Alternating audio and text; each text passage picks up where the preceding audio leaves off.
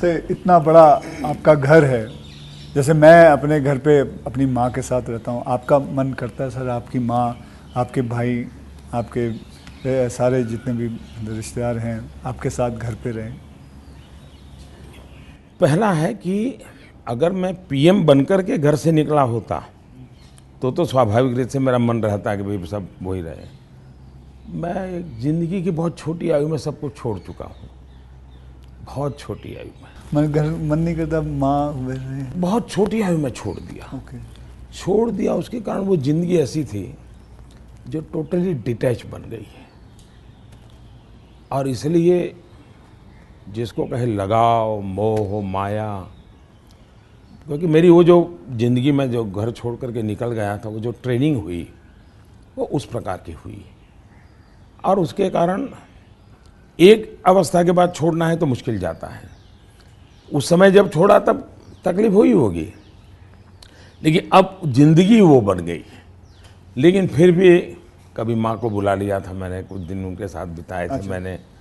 पर फिर भी जैसे मेरी माँ मुझे कहता है भाई तुम मेरे पीछे क्यों समय खराब करते हो, और मैं यहाँ क्या करूँगी तुम्हारे साथ रह के। मैं अपना चली जाती हूँ, मैं अपने पुराने गांव के जो लोग हैं कभी यहाँ मिलने आते तो बातें होती है, अपनी बातें होती, तुम्हारे साथ मैं क्या बात करूँ। तो स्वाभाविक है किसी का मन मेरे साथ नहीं लगेगा। तीसरा, मैं भी समय नहीं देता। जितने दिन माँ यहाँ रही मैं अपनी शेड्यूल में ही लगा रहता था, तो एक आध बार साथ में खाना खा लेता था। फिर मुझे भी कभी पेन होता था कि मैं रात को 12 बजे आता हूँ तो माँ को दुख हो रहा है कि क्या कर रहा है। मुझे अभी भी याद है, मैं आपसे जब पहली बार आपसे जब मैं मिला था तो मैं गुजरात में आपसे पहली बार मिला था जब आप वहाँ सीएम थे। तो उस वक्त एक या दो मतलब मैंने आपको एक दो चुटकुले सुनाए थे और आपने भी मुझे एक चुटकुला सुनाया था। तो मैं ये जानना चाहता हूँ कि आपका ह्यूमर अब प्रधानमंत्री बनने के बाद इंटैक्ट है? आप मेरे परिवार में मेरी एक विशेषता, मैंने जैसे आपको बताया आपकी छवि बहुत स्ट्रिक्ट है। आपका मतलब मैंने आपके जो साथ में जो काम करते हैं कई लोगों से ऐसे बातचीत करते वक्त वो बातें यार बड़ा काम करवाते हैं, तो वो जो एक बहुत स्ट्रिक्ट एडमिनिस्ट्रेटर, एक स्ट्रिक्ट हेडमास्टर, ऐसा लगता है मतलब हाथ में छड़ी होगी उनके। तो अभी भी आपका ह्यूमर एक बात तो ये जो छवि बनाई गई वो सही नहीं है। अच्छा, वो अलग बात है, सही नहीं है। और कोई ये कहता है कि मैं काम करवाता हूँ, शायद वो सही रूप में एनालिसिस नहीं कर रहे हैं जी। वो ये कहे कि हाँ काम बहुत करना पड़ता है, उसमें सच्चाई है। ओके। लेकिन मैं किसी को दबाव नहीं करता हूँ। लेकिन वो जब खुद मुझको देखते हैं, पहले जैसे ऑफिस से आमतौर पे प्रधानमंत्री 6-7 बजे निकल जाते थे, दोपहर में भी 1-2 घंटे वो ऑफिस में नहीं रहते थे। मैं सुबह से जाता हूँ, देर रात तक बैठता हूँ, तो वो भी देखते हैं कि भाई ये खुद मेहनत करते हैं। तो फिर उनको लगता है कि ये कोई हमसे मजदूरी नहीं करवाते, वो खुद बैठते हैं।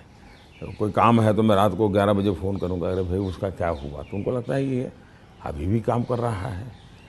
तो एक प्रकार से एक टीम का स्पिरिट बन जाता है, एक वर्क कल्चर आप डेवलप करते हैं। मेरे आसपास में एक वर्क कल्चर डेवलप होता है और वो मैं खुद काम करता रहता हूँ, उसके कारण होता है। स्ट्रिक्टनेस, डिसिप्लिन थोपने से नहीं आती है, क्योंकि मैंने ह्यूमन रिसोर्स डेवलपमेंट में ही अपनी ज़िंदगी खपाई है।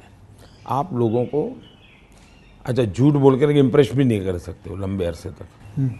वो सब देखते हैं आपको कि या बात ऐसी करते हो, करते ऐसे हो।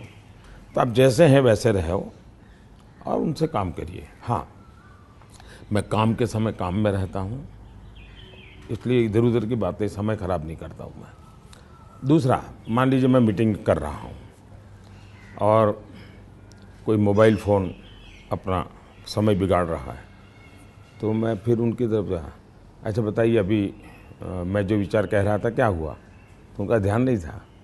तो उनको लगता था मोबाइल फ़ोन में मैं ट्विटर देख रहा था। तो तब से मेरी मीटिंग में लोग समझ गए कि मोबाइल फ़ोन नहीं जाना चाहिए।